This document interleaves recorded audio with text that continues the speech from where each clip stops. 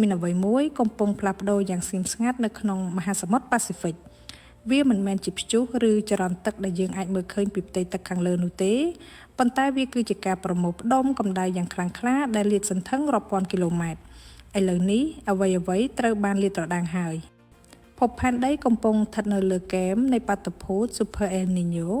ដែលអាចជាព្រឹត្តិការណ៍ដ៏ខ្លាំងក្លាបំផុតក្នុងរយៈពេល140ឆ្នាំចុងក្រោយនេះមិនមែនគ្រាន់តែជាការផ្លាស់ប្ដូរតាមរដូវកាលនោះទេ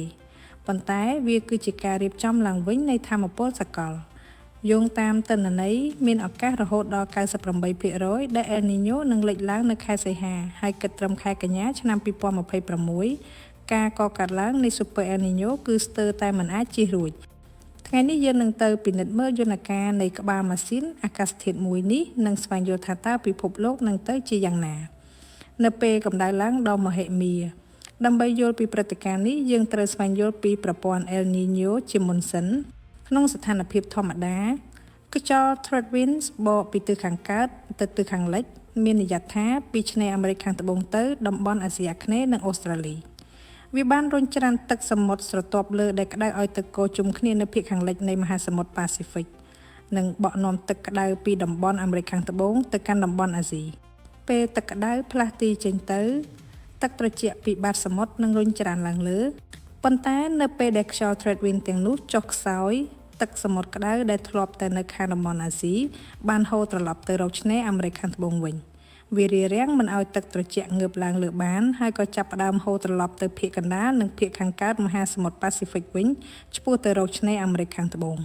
ប្រសិនបើសីតុណ្ហភាពផ្ទៃទឹកសមុទ្រឡើងខ្ពស់លើសពី 0.5 អង្សាសេនោះហើយគឺជាពេលដែល El Niño ចាប់កំណើត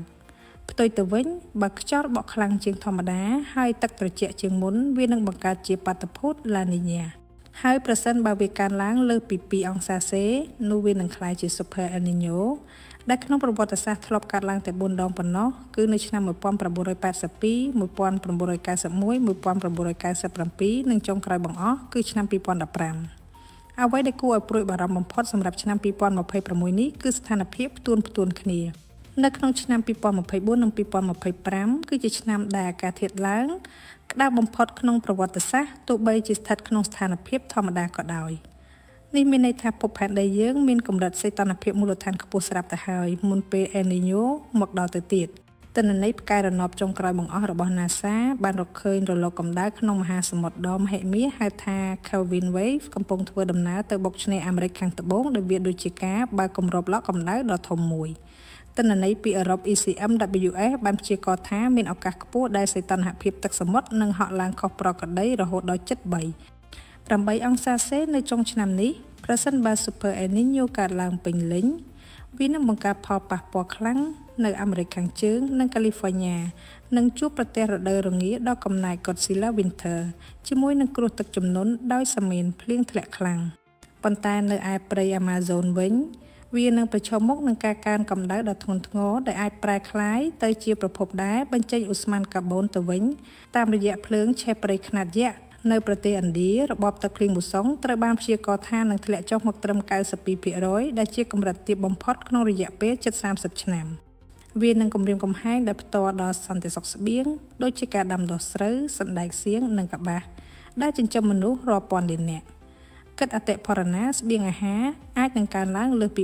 4.5% មានន័យថាចំនួនប្រជាជនដែលខ្វះខាតស្បៀងអាហារអាចកើនឡើងដល់ 318 លាននាក់លើពីនេះបាតុភូតនេះអាចនឹងធ្វើឲ្យសេដ្ឋកិច្ចសកលខានលុយអស់រាប់ទ្រីលានដុល្លារដោយសារតែការបំផ្លិចបំផ្លាញដំណាំកសិកម្មនិងហេដ្ឋារចនាសម្ព័ន្ធទាំងអស់នេះមិនមែនជាព័ត៌មានដ៏រីករាយនោះទេតែគឺជាព្រឹត្តិការណ៍ដែលភពផែនដីកំពុងជួបនឹងវិបត្តិអាកាសធាតុរបស់ផែនដីដែរកំពុងបាត់បង់នៅតុល្យភាពលឿនជាងពេលណាទាំងអស់នៅក្នុងប្រវត្តិសាស្ត្រប៉ុន្តែការដឹងមុនគឺការរៀបចំខ្លួនទោះបីជា El Niño គឺជាបាតុភូតធម្មជាតិដែលកើតមានឡើងរាប់ពាន់ឆ្នាំមកហើយក៏ដោយប៉ុន្តែមកដល់ពេលដែលភពផែនដីកំពុងឡើងកម្ដៅខ្លាំងដោយសារការប្រែប្រួលអាកាសធាតុនឹងក្លាយជាក្បាលម៉ាស៊ីនកម្ដៅដ៏គួរឲ្យខ្លាចមួយ